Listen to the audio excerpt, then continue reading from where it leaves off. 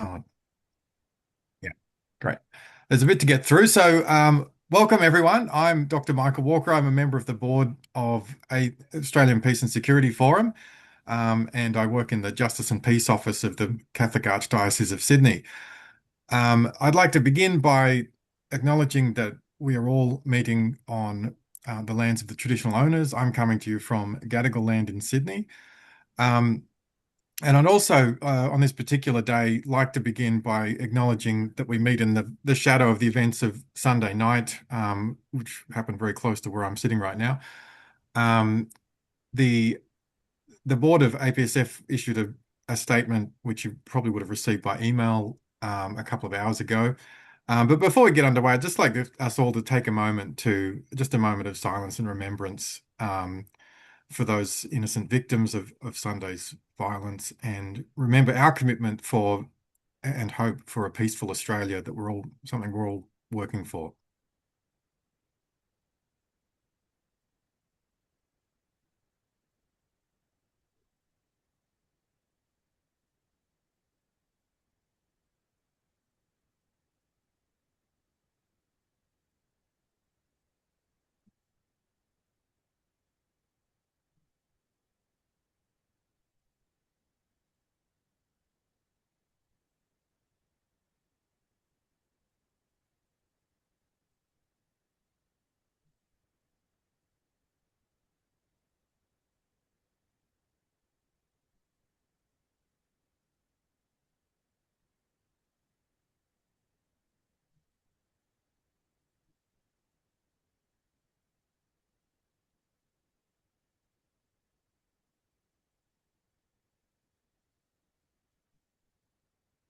Thank you.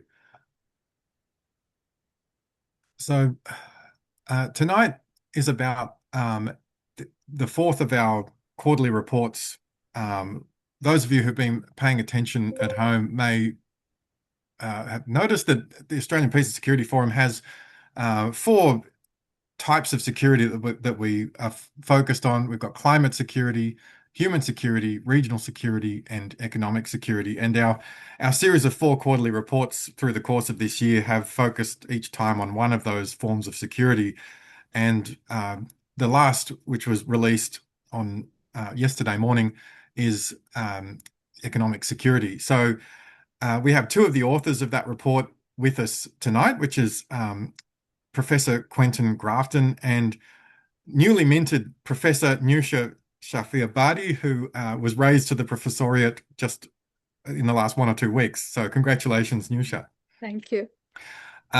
So yeah, we're very grateful that these two authors are going to present to us.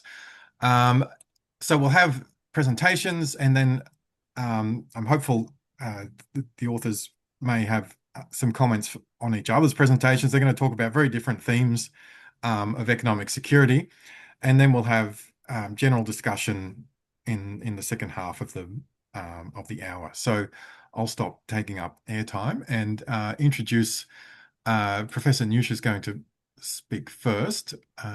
So if I can just pull up here it is. Yeah, so Nusha Shaffer Biadi is Professor and Head of Discipline for IT at Australian Catholic University and also Adjunct Associate Professor at Charles Darwin University. She is an internationally recognized expert in computational intelligence, artificial intelligence, and optimization, with more than 2 decades of experience bridging academia and industry. Nusha is the inventor of a patented optimization algorithm and director of the Women in AI for Social Good Lab, where she leads research on machine learning, data analytics, and ethical AI applications. She's also created two AI tools, AI Labs, a predictive analytics safe tool, and a secure Q&A tool designed to support safe engagement with AI systems.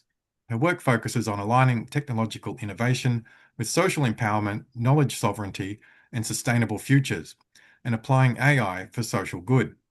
She's also a trusted commentator on AI governance, youth safety, and digital policy. Please join me in welcoming Nusha.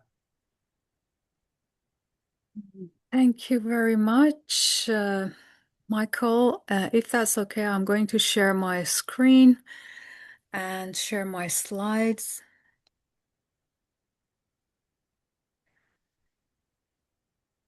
Can you see my slides? Yes. Okay. So thank you very much again for having me. Before I start, I would like to acknowledge the traditional owners of the land on which we live in different parts of Australia. The title of my talk is From Digital Colonization to Defense Dependency, and I'm going to focus on why it's so important for AI in the matter of our sovereignty as a nation. The reason we chose that title for that article, colonization is actually a bit of excessive word, but um, actually, in the modern world that we have these days, people go online, collect data for different purposes. And that data is collected from people's profiles on social media and different publicly available resources, or even the content that has been copyrighted, like some of the papers that the people in academia publish, or different resources. And they use those types of resources for creating any some kind of analysis system. So it can be different types of analysis systems based on different AI algorithms that can be created through these data that can be extracted and scraped on the internet. So this is actually a kind of resource that many years ago, when we were talking about colonization politically for different countries, and their resources were taken by a foreign entity, and the people living there were deprived of that. So the same thing is happening with data, and data actually is the resource here. And when it's extracted without consent and without the people being aware that this is possible, it's a similar thing like colonization, and we call it digital colonization. So what are I'm going to talk about an entity, and a quality in the software systems, because AI itself is a software system. So software by itself has the black box nature. It means that, when we develop big software systems, it's very difficult to track and trace everything in the code. So a group of developers are working on that, and a big team is developing it, and everybody is in charge of one part of that. There is a project manager. So it's a kind of system that, you cannot really go and check every line of the software. And even if you want to do that, it would be very difficult to understand for someone who hasn't written that, what's going on in that software. So looking at the nature of the software, it actually is very critical for us to be careful about being dependent for software on other countries. It might affect our sovereignty. And for example, these are some of the risks. For example, espionage risk. If we rely on foreign software, they can siphon sensitive information.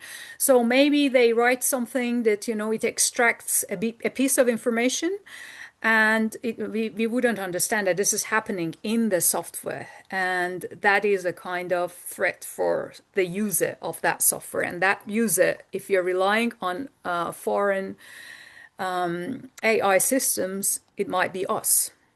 So espionage today is hidden in code, not trench codes. Another thing is, for example, one of the risks that exist with our with the reliance on foreign software systems is the sabotage and denial of service. For example, the foreign systems can be disabled remotely, and then, as an example, when we are having a conflict, naval command system might shut down, and that would create a havoc. So Nowadays, sabotage doesn't require bombs. It can be just one line of code that can create this kind of sabotage for one nation. Another thing, another threat that, we have to take it seriously is if a malicious code is inserted into the software, for example, encryption of the software, um, compromises some kind of security measure, and by through a hidden backdoor that they can access it, the foreign people can access it, and that way it would lead to intelligence leaks and possibly mission failures. So the weakest link in defense might be, identified and used as for this kind of attack. Another thing that could happen if we leave everything to the big countries in the realm of AI, like China and US, is job displacement and workforce risk. So automation can displace many different jobs, but if we select what jobs and what skills are going to vanish and what is actually we are going to secure some of the jobs, that will be something that should be our own on our own terms. So we should make this decision in Australia ourselves. When we are the user and consumer of other countries' software, then jobs are displaced and they are done on someone else's terms. Another thing that is actually a big threat if we do not really take this AI revolution, what I call it revolution, seriously, is a reliance on, foreign vendors that would potentially lead to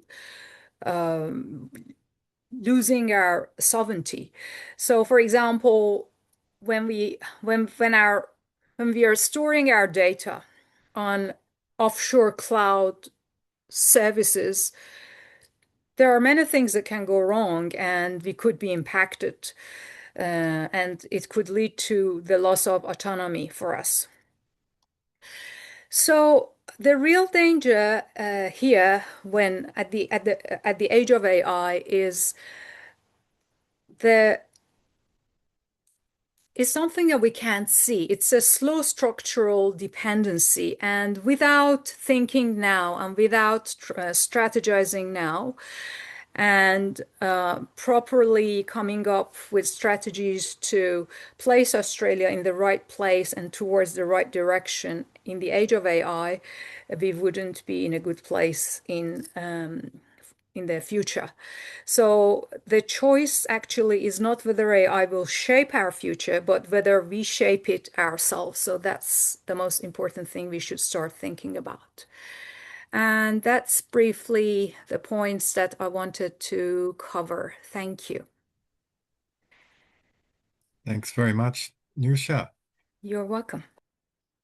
Um, I'll ask if we can hold our questions and until both speakers are presented. So I'll move on to Quentin next, and then we can begin our discussion. So Professor Quentin Grafton is the convener of the Water Justice Hub and director of the Centre for Water Economics, Environment and Policy at the Crawford School of Public Policy at ANU, and is affiliated with the ANU Institute for Climate, Energy and Disaster Solutions. Quentin is a UNESCO chairholder in water economics and transboundary water governance, and was an ARC Laureate Fellow from 2020 to 2025. He's an environmental resource economist who has specialized and published in the areas of water economics, management and policy, resilience, food, energy, water nexus, COVID modeling, climate adaptation, forest conservation, and fisheries economics. He has an abiding interest in the problems of the environment, especially the overexploitation and management of renewable resources. So over to you, Quentin, and just give me a nudge when you want your slide up. You're still muted. Thank you very much, Michael. I'd also like to give an acknowledgement to Russell Ollison for helping to bring this quarterly report together, and along with everyone else within APSF. I also would want to also acknowledge that I'm also speaking to you on traditional lands, in this case, the lands of the Ngunnawal and Ngambri people in what we now know today as Canberra. So my piece in the latest quarterly, which is around economic security as it relates to national security, really focuses in on this issue of what are we doing for everybody? And I mean everybody at a global scale, but obviously the focus here is around Australia. And the everybody really accounts for these what's called universal basic services. So, what are universal basic services? Universal basic services are essentially a way of ensuring that everybody, that's all people, have sufficient access to the sorts of services that we would all expect for a good quality of life. You know, whether that's education, whether that's healthcare, whether that's housing, food, you name it. There's a series of things that we all need for our well-being.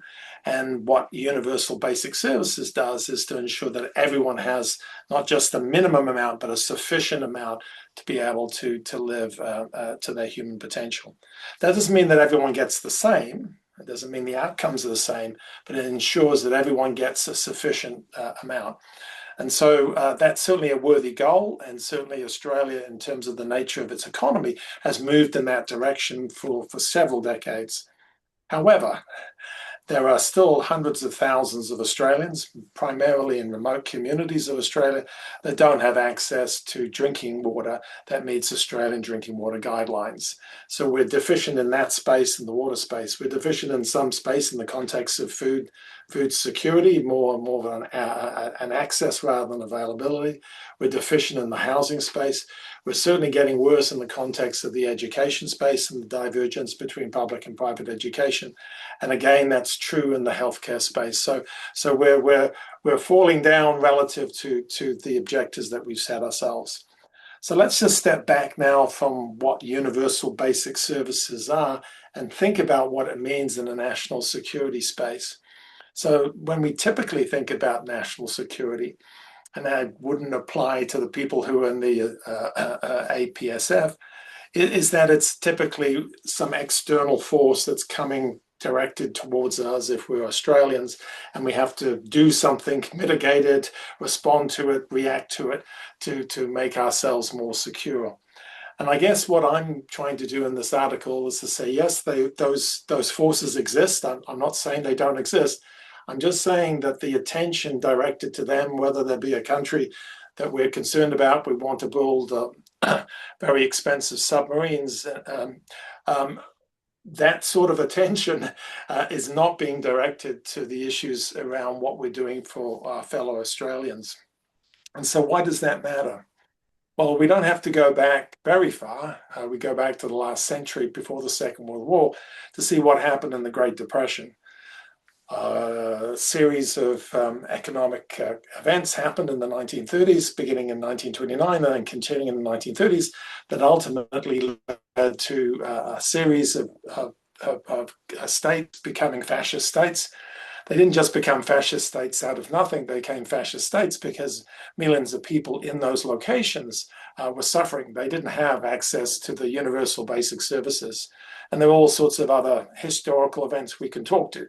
That led to the Second World War, which of course led to a whole series of traditional national security events. Now let's fast forward to 2025.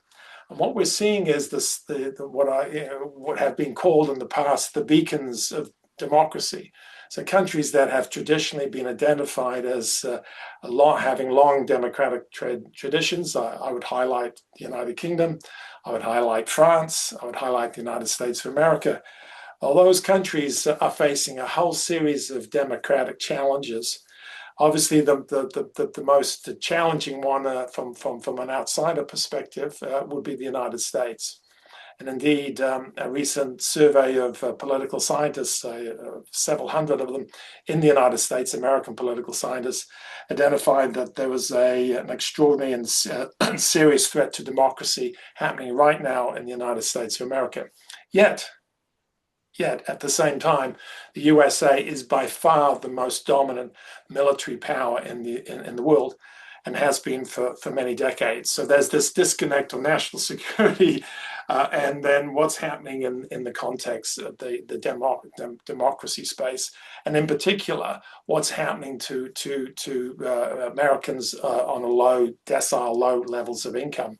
And what's happening is that they don't have access to the universal basic services that most, but not all, Australians enjoy. They certainly don't have access to the extent of the healthcare, and they certainly don't have access to this housing that we've been able to enjoy. What does that mean?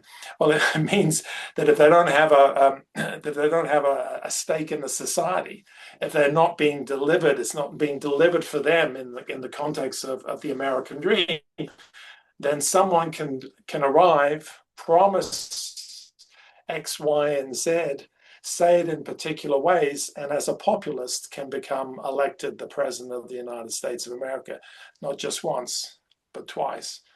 And the consequences of that, I think, are fairly clear. I don't need to go through the details, but it's not just a made in America issue. Look at the United Kingdom at the moment, and also look at France. United Kingdom, Nigel Farage, who's leader of the Reform Party, he's offering a populist alternative to failures to deliver, particularly in the housing space, and employment space in the United Kingdom. Failure to deliver by both the Labour Party and the Conservative Party. It's happening in France in the September polling, vote of intention.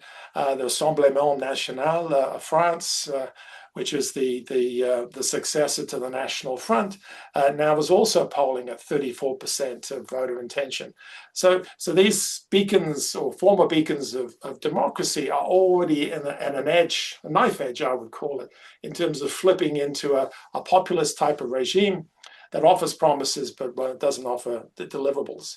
I'm not here to support existing political parties, whether they be in Australia or wherever they may be. I'm just highlighting that if political parties do not deliver the universal basic services, and perhaps more besides, then we risk the damage and to democracy, which ultimately can lead to all of the national security issues I highlighted back in the 1930s and ultimately into the 1940s with the Second World War. So where does that take us? Well, in the piece I wrote this point, the sentence, I'll just read it out. A failure to care for all, and when I mean all, I mean all. I don't just mean the top 50%. I mean all, is a risk that can fail a state.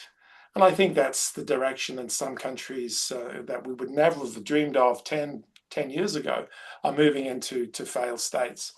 Now, from an Australian perspective, we'll say, well, it's not ours. It could never happen here. It could never, and there are a lot of factors that are in our favor. We certainly have a high per capita income than many countries, and certainly have high levels of wealth. And we certainly have a state that has been progressive in terms of its taxation and transfer system. The point I'm making here is what we see elsewhere could happen here, especially if we start to reallocate our funds, if we start to increase the amount of money we spend on defense, increasing it as a percentage of GDP, especially if we continue to undertake policies such as sending $800 million payments to the United States on a regular basis to pay for submarines that we will never get. All of the above tells us that we are making mistakes today that we need to correct now. And one of the ways that we can correct this is to say, well, what are the risks within this country, populist movements that will take us in the wrong direction, and how do we respond to them? We respond to them by making sure that everybody, all of us, are taken care of in the context of these universal basic services. So I'll leave it at that. I just wanted to highlight that the economic security issue is very much an issue for everyone, and it's very much an issue, including in the wealthy and high-income country such as Australia. Thank you. Great. Thanks very much, Quentin. And to begin, I might just offer an opportunity to you, Quentin or Nusha, if you wanted to comment on anything that each other has said, I'll give you that opportunity first. Oh, no, thank you. There was a question in the chat. Yes, we'll come to it. So, Okay, sure. yeah. Okay. All right. We might go straight to Mike's. Actually, there's a question there from Mike and Ian. So maybe Mike, do you want to read it out? More for the benefit of people for whom this is eventually going to be on YouTube. Yeah, sure. Absolutely happy to do so. Just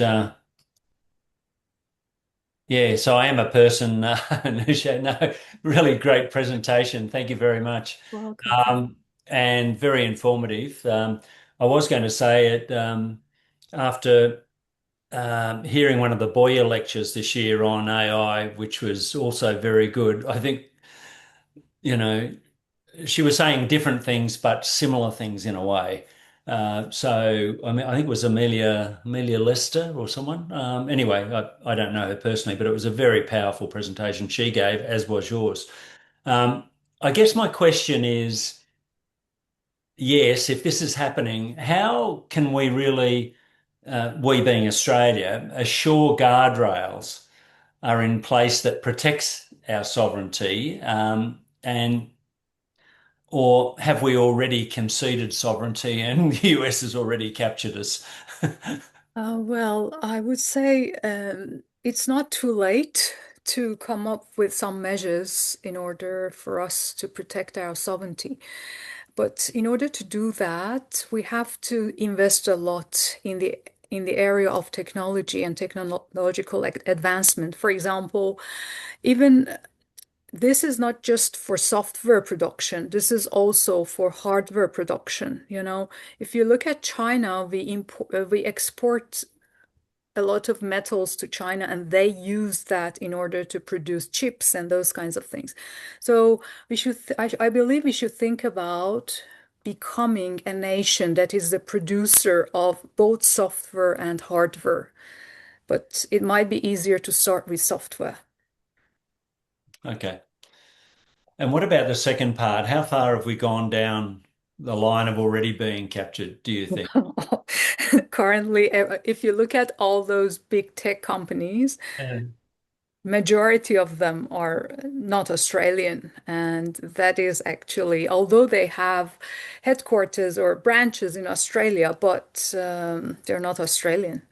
So, yeah, that's a pity. We should have had more companies. Yeah, it's a challenge. Thank you very much. You are welcome. Yeah. Thanks, Mike. And Ian, would you like also to put your question verbally? Sure, Quentin. The Australia I grew up in was one of the most equal societies that has ever existed on this planet. And Andrew Lee has documented how over the last 50 years, the adoption of the weird economic ideas of the Chicago School have steadily, systematically, and entirely predictably made us a less equal society.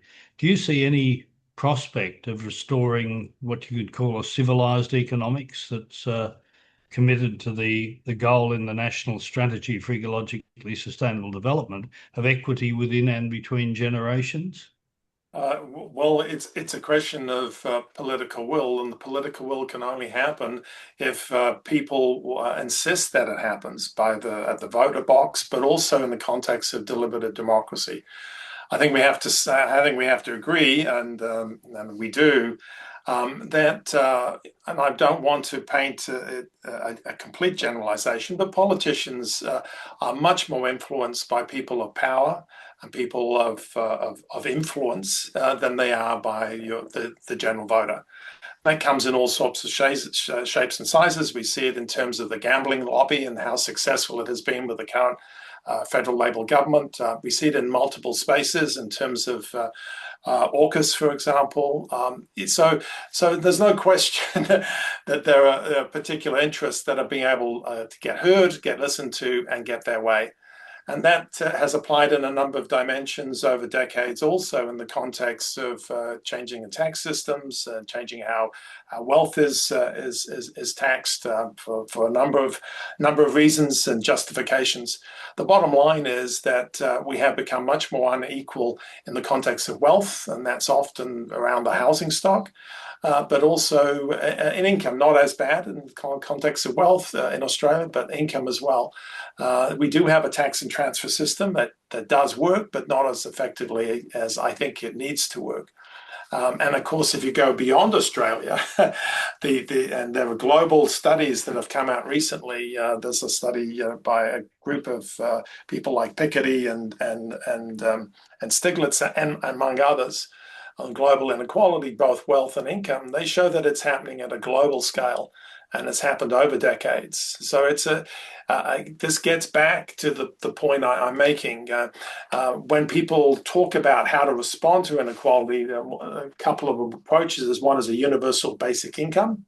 So we provide a minimum level of income for people, or universal basic services. And I focus tonight on universal basic services, because I think if we can make sure, and it's broad enough, wide enough, and more than just a minimum, but a sufficient level to ensure well-being, then I think everyone is going to have a reasonable level of well-being, or standard of living, if you wish, if you want to use those terms. Doesn't mean everyone's treated the same, but it means people are treated with dignity and respect. I mean, at the moment, if you're poor in Australia and you've got problems with your teeth, excuse the language, you're shit out of luck, okay? All right? You just have to, until it becomes septic and abscessed, then you can go to a hospital and they'll pull it out for you. I mean, that's unacceptable. That's totally unacceptable. It's unacceptable that hundreds of thousands, mainly First Peoples, but not exclusively so, are drinking water that would be totally unacceptable for people in Sydney or Canberra or Melbourne. That's not right. It's not fair. And the problem that I highlighted in the United States of America is that that's gone on for many decades, and at a much more severe dimension that we currently have in Australia. And you can see it in life expectancy, peaking life expectancy. You can see it peaking in stature in the United States. That's primarily an inequality issue. It was allowed to continue by the Democrats and the Republicans before Donald Trump was elected president. It didn't just begin in 2016. And it carried on for decades, and people said, no, this is not enough. We're not getting our fair share. And they responded. I don't think they responded in the right way. They've elected somebody who's not going to deliver in any way for them. But nevertheless, that was the outcome of the failure of Democrats and Republicans to deliver universal basic services for all.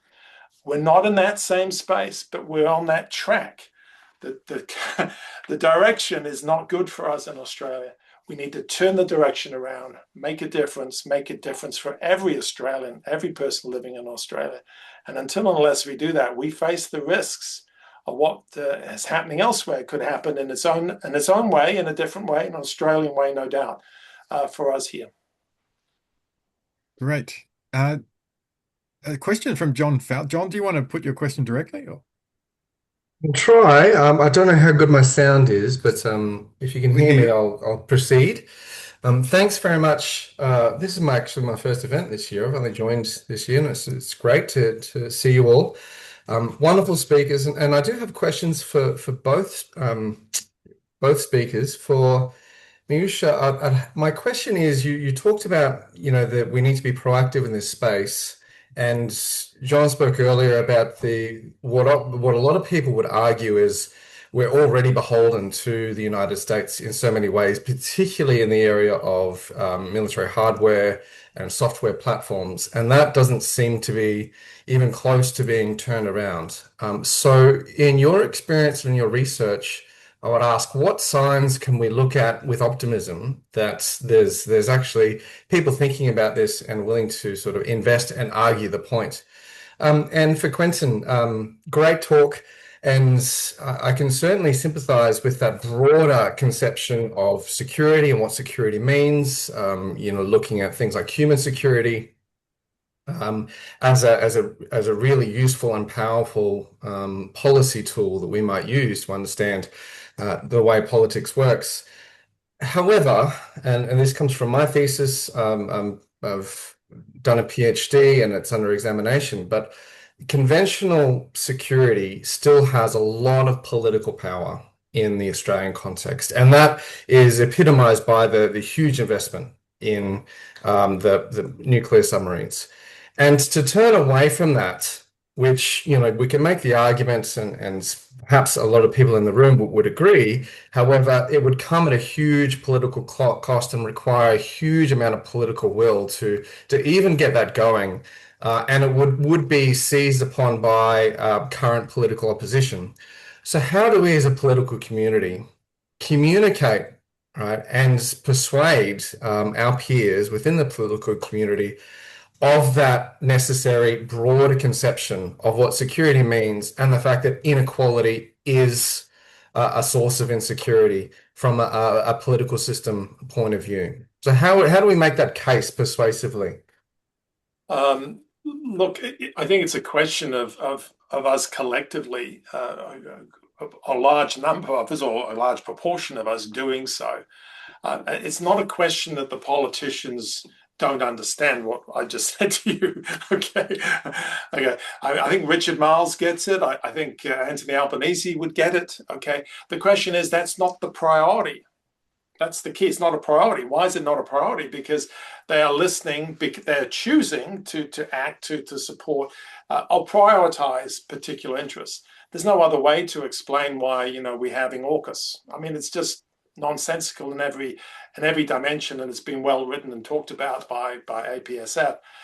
So how can you explain it? It's not because they're deficient in the terms of understanding. It's because they're obviously there making those decisions and prioritization for other reasons than I would think the national interest. So how do you push back on that? You push back on it by having a movement or a collection of people in a deliberative democracy approach to make those changes. And indeed, I think one of the key factors for national security, whether it's climate security, whether it's human security or economic security, which we're talking about tonight, it's a change in how we do democracy. Because none of this is going to happen without a change in democracy. The democracy we have, and we have a liberal democracy, a very well-established and successful liberal democracy. In the United States, they currently have an illiberal democracy. The changes we're talking about can only happen if we have a much more deliberative participatory democracy, which is very different to electing a bunch of representatives, MPs and senators, and then they get in there and we rely on their best interests for the country. I won't name any names, but you can think of several who are currently in Parliament who are not there for the national interest in any shape or size, although some are. And so how do we bring about that change? Whether it's in climate change mitigation and adaptation, whether it's the stuff that I've been talking about, that I believe is the only way forward. It's not a question of letting the politicians have a better understanding. They understand. They've chosen to prioritize something else. Nusha, do you want to respond also? Yeah. Yes, thank you. So there were, John, thank you for the question. Actually, recently Australia has taken some action with that aspect. So a few weeks ago, a national AI plan was released by the government. That was actually a very positive thing. So in that plan, they had focused on the importance of investing in the AI and the computational infrastructure, and also investment in the software development industry and AI. So that was a very good sign for us.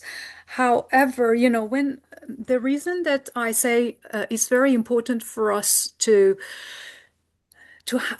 try to keep our sovereignty, although we rely on the US for many things, but now Trump is saying that AI cannot be regulated. So he had something against regulating AI. But Australia had led an initiative, and they announced a social media ban for the kids. And now we are in the forefront. I mean, in that front, we are the only country that has implemented that. And that's a great thing, great initiative for us. So I say something that we have to take into consideration is, as a nation, we shouldn't just be comfortable with following the US, because if you see what Trump is doing, he's saying regulating AI is not good, which is not a very valid point, because regulation is something that is required for stuff with that much power that can affect so many people. And if we want to be the follower of the US, we would be affected. Then we would be following some rules that we as a nation do not agree with. It's not in our bones. So that's the point that is important for us to keep our sovereignty. There is another question from Russell.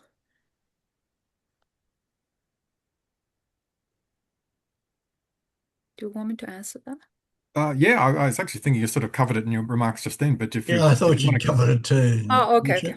But if Yeah. there's something else you'd like to add, please do. Um, Yeah, so I personally believe that, guardrails are necessary. And the reason for that is a lot of people's well-being and different things might be affected by this technology. For example, someone might be denied a loan for an AI decision. So it has to be a regulation to look into that. If you contact some of these companies, like finance companies, and you're rejected, you tell them, why am I rejected? They say, I don't know, this is a software decision, and we rely on it. And this is not a fair comment to the people.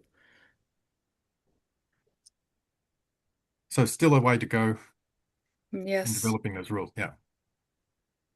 Um, Annette, you looked like you had a question to ask earlier. I did, and then you added some information, Nisha, that about the government actually taking some initiative on regulation. So that's good to hear. I guess what struck me listening to you, Quentin, talking about the universal basic services and a sort of Keynesian sort of philosophy of the post-Second World War idea came into my thinking, which is what we moved away from, wasn't it, in the neo-conservative, neoliberal, Thatcherite era, and it's been steadily downhill since then, along with the increasing um, concentration of wealth in the hands of the few. And really, that is what we're dealing with, I think, in a lot of ways, because AUKUS is really, I mean, that's a sort of a big issue that we're dealing with or trying to deal with in IPAN, the Independent and Peaceful Australia Network, just to highlight how big and how wrong that decision is, that our government has fallen into line with the United States. And we talk about AI and following, what we're being led really rather than having any say or having any opportunity to put up those guardrails.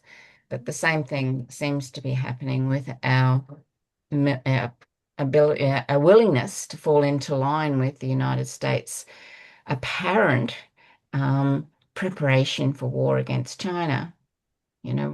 We might think that this is a ridiculous lose-lose proposition, and the US security report that came out recently, is more or less saying we need to have cooperation with China, which is great, but the machinery of preparing for war goes on. Day by day, we are getting more prepared to go to war.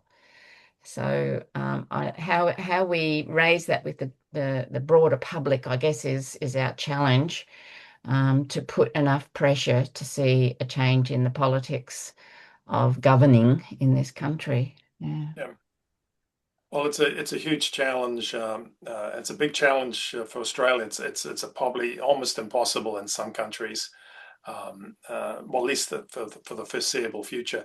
But I mean, I think it's worthwhile, to go back, 1948 with the UN Declaration of Human Rights.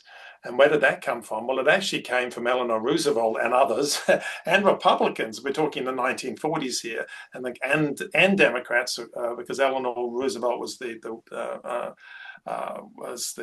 spouse of FDR. And that it grew out of a second New Deal that was proposed in the 1940s, and so it got into the UN. It didn't go much further, and of course we've had it globally with the Sustainable Development Goals, which is also a series of what I would call universal basic services and the multiple dimensions, and that got underway in 2015, supposed to be delivered by 2030, which of course it won't be delivered by 2030 in the multiple dimensions. But nevertheless, a step in terms of the goals that we need to do as a global community. But again, I stress that the reason the only way we're going to get to achieve those goals, whatever they might be at a national or global scale, is if people want it to happen and make sure it happens in a way that I said is deliberative and participatory democracy. I mean, what we have at the moment, yes, we participate when we vote every 3 years in a federal election, but the representatives then pretty much do what they want. They take focus groups and polling into account, and there are other things going on, but that's not a real democracy in my view. I mean, a real democracy would actually account for the risks. I mean, that was the point that I think was raised earlier. So thank you for the point, John, about risk. That's how we think about this. That's why we need to think about this. It's risks. I mean, if we've got a big risk coming at us, we've got to prepare for it and do something about it. And that's obviously in the case of climate change. I raised the issue around risks to how we govern ourselves and the outcomes and bad outcomes that can happen, giving examples of overseas countries that have been beacons of democracy. Those are risks that we've got to manage and manage effectively with values and integrity, but also with a hard head as well, to the extent that we need to make choices. We can't do it all. We can't build multi-billion-dollar submarines and ensure universal basic services. That's not going to happen. We can't do it that way. So that means we have to make a choice, and the choice in my point and your point, Anna, is very clear. We don't do the nuclear submarines. It's we do something different. I'm not against having a national defense. Be clear, right? Australia does need to have a national defense. It's a question of what are the risks? How do we manage those risks? Not just in a national defense context, but in climate security, human security, of course, and economic security. And we're not doing it.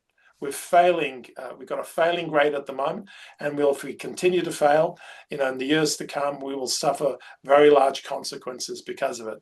And again, it's not rocket science. It's a question of who gets listened to and who doesn't. Nusha, did you want to add any comments on this question? Not really. So I really think I agree with Quentin. I think we have to think and invest on the areas and the fields that really matter, other than, just wasting the taxpayers' money on stuff that are not as important. Okay, Mike, I'll come to you next, but I want to get some voices in who we haven't heard from yet. So Catriona asks, how do we even begin to change the way we do democracy? Well, I've got a few suggestions around that. So, the issues around, civics and understanding civics, the issues around making sure that the education system allows people to engage in that space. And Nusha was talking about issues around AI and social media. I mean, there are multiple things that we could do that we're not currently doing.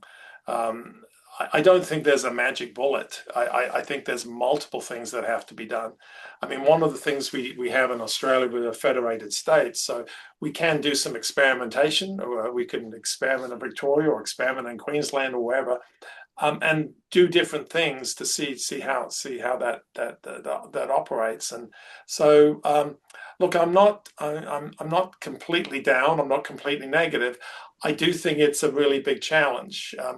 Some of the changes that I think are required will probably require some sort of constitutional change, and we know how difficult that is. But nevertheless, in a de facto sense, we can make our democracy more deliberative. I've been experiencing that in the ACT. I live in Canberra, in the Australian Capital Territory.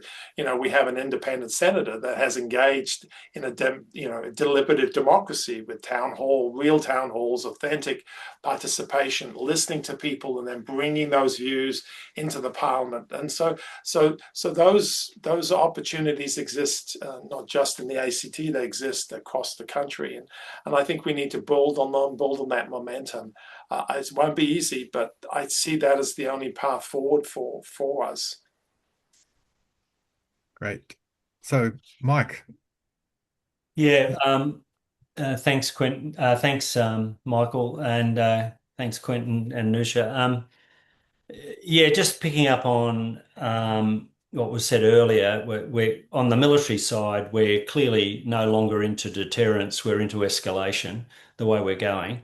And it hasn't been much in the Australian media, but you don't have to go very far to find out what's really happening in the South China Sea, which is very scary, particularly using Japan as the henchman there. And international law's gone out the back door, as we can see off Venezuela in international waters, and as we can see in Gaza. And the rules-based international order, doesn't really exist. I mean, there's parts of it that still does, which is people abide by the UN part component of it, but the US rules-based international order is just gone.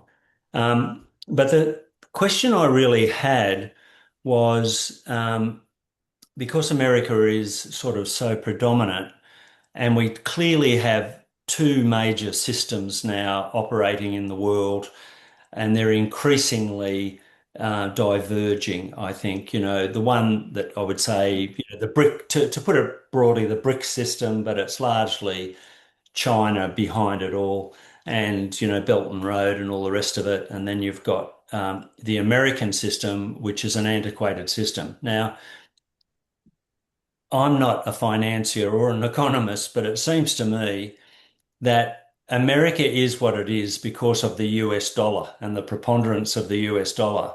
And that dollar is now under threat to the extent to which they will no longer be able to guarantee that their national debt can be perpetually replenished, if you like, or managed, because it's all done through petrodollars. You've got countries going away from petrodollars, and you've got countries saying, we're not buying your treasury bonds anymore for you, or we're limiting them. So if this continues, it seems to me that the only real authority America will have left globally to maintain its position is military. And that's what scares the bejesus out of me, to be perfectly honest. So, but where does Australia sit in this? I mean, you don't hear any of our politicians talking about, yes, well, we should go as an observer to BRICS. We should be looking at other ways of doing currency deals and all the rest of it. Other countries are doing this in our region, but we don't seem to be doing any of this, or it's not even talked about to the Australian public. So just wondering whether your opinions on that. Yeah, thank you.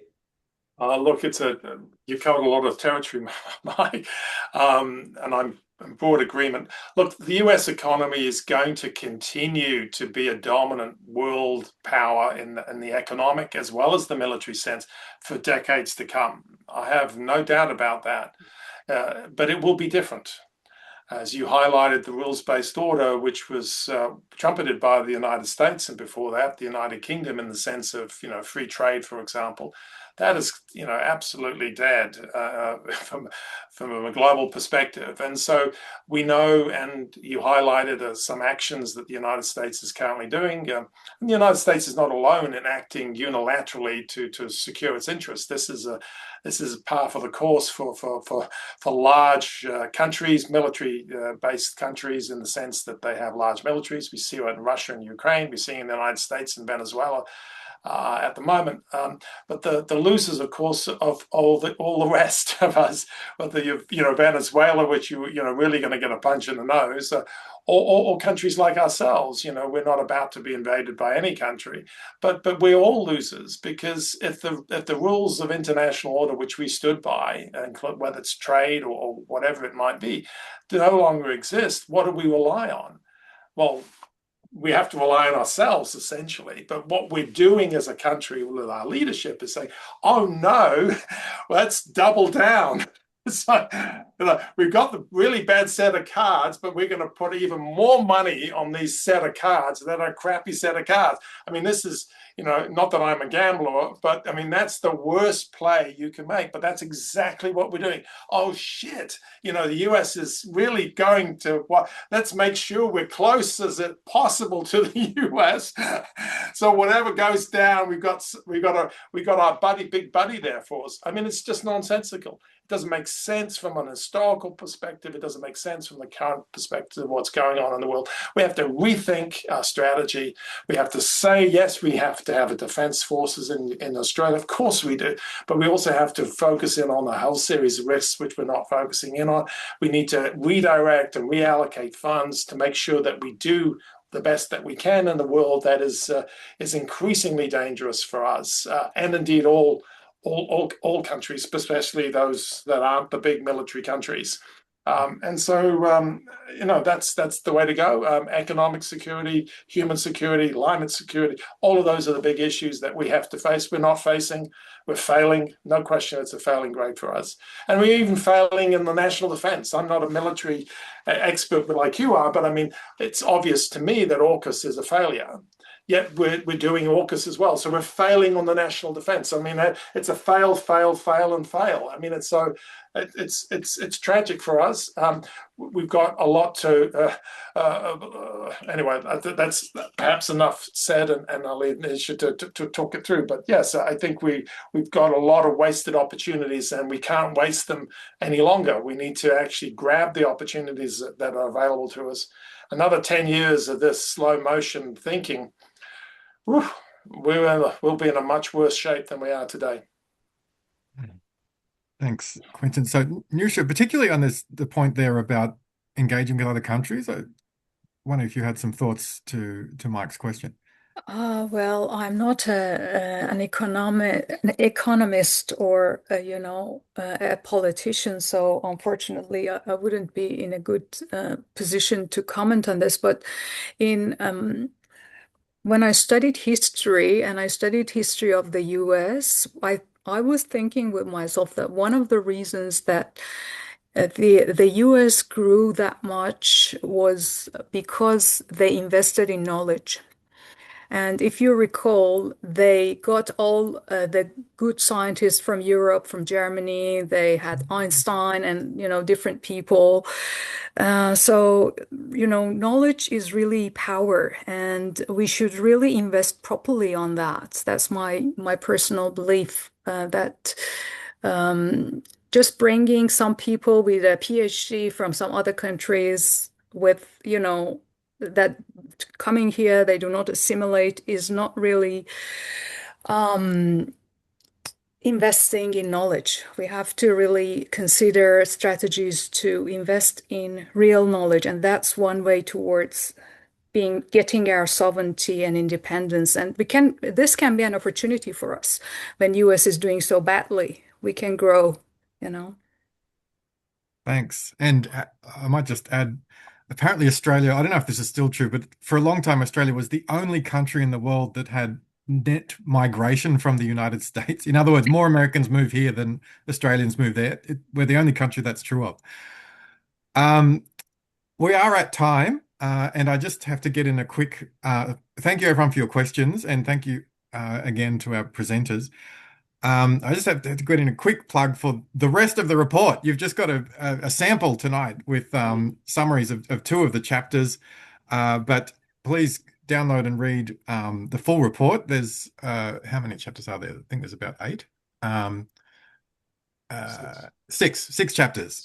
So it's on the APSF website, which is ostpeaceandsecurityforum.org.au. So please read it at your leisure and enjoy until we produce the next one in 2026. So this will be our last webinar for the year, but we look forward to running more of these in the new year, and also more of our series of talking authors, where we speak with authors of recently published books. I think the first one is actually lined up. It's just a case of choosing a date. So thank you very much for your support and interest this year, and we'll be in touch in the new year.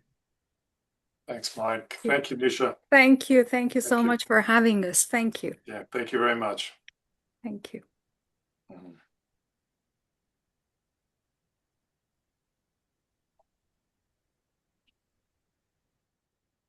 Is Catherine